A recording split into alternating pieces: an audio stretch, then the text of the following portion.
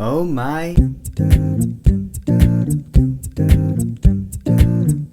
Gods of Egypt. You see what I did there? So Gods of Egypt takes place in a mythical Egypt-like world. Well, it is Egypt, but it's Egypt according to the ancient Egyptian lore, you know, gods and man and all that. It centers around this kid named Beck. He goes on this adventure throughout this Egyptian world with this god named Horus, because the throne of Egypt has been taken over by Set, who is played by Gerard Butler. And he's a bad guy, and he's gonna rule all over Egypt, and he's gonna enslave mankind, and we can't have that happen. So Beck and Horus go on their adventure, and now we have our Gods of Egypt movie. Now, I did not think this movie looked good. I mean, I saw all the trailers and stuff, I'm like, yeah, this movie looks generic as hell. But you know what? This movie actually pleasantly surprised me. Is the movie perfect? No, not at all. We'll get to the flaws. But at least in my opinion, this movie is not horrible. First off, the characters. And yes, I understand that the cast is completely whitewashed. But that never really bothered me too much in movies. And besides, they weren't bad. The main character, Beck, he is Aladdin. Like, straight up. He's a thief. He lives on the streets. He's really athletic. All he's missing is a boo. And he was good enough for you to care about him in the movie. You want him to succeed. As for the god characters, they were really cool too. I liked Horus. I liked Set, Gerard Butler. I liked him a lot in the villain role. Because the guy is actually pretty chill. You know how a lot of villains in movies are always so serious all the time? Like Ronan in Guardians of the Galaxy just couldn't take a joke. Set in this movie actually had some pretty funny scenes. It was refreshing. And Chadwick Boseman in this movie, he's not in the movie that much. He's kind of a supporting character, and he's really the comic relief character of the movie. He was like Sherlock if Sherlock was a god. That's really the best I could put it. He was funny. And there are some fine ass chicks in this movie. Oh my god. Beck's girlfriend Zaya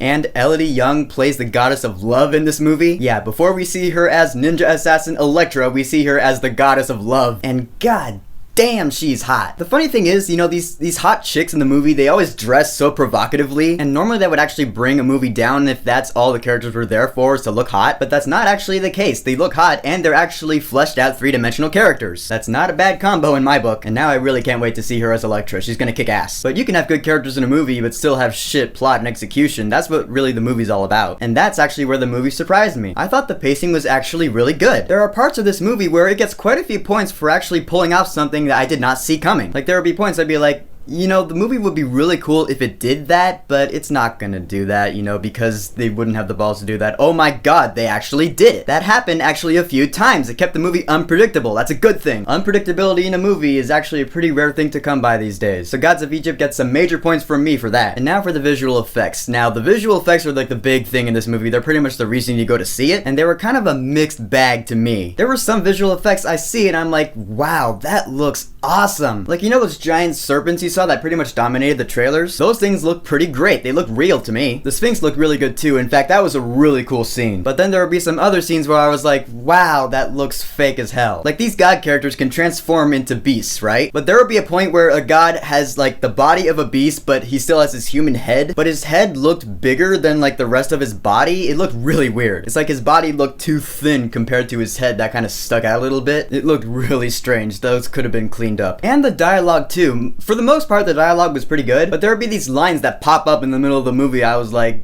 that could have been worded better. It took me out of the movie at some parts, and I was disappointed by that. But all in all, I would say Gods of Egypt is pretty solid. It's always nice when a movie you don't think is gonna be good ends up being pretty good. That's never a bad day. So Gods of Egypt had legit characters, although they were whitewashed, but that doesn't bother me. A good story, good pacing, good visuals for the most part. All in all, not too shabby. I will say, go see this movie while it's in theaters. I know I've been giving that rating out a lot lately, but what can I say? I like these movies. There's a lot of good stuff out right now. Keep in mind, this is coming from someone who actually liked the 2010 Clash of the Titans movie. Opinions, man, they make the world go round. So Gods of Egypt, have you seen it? What did you think about it? Whatever you think, go ahead and leave a comment. And don't forget to subscribe.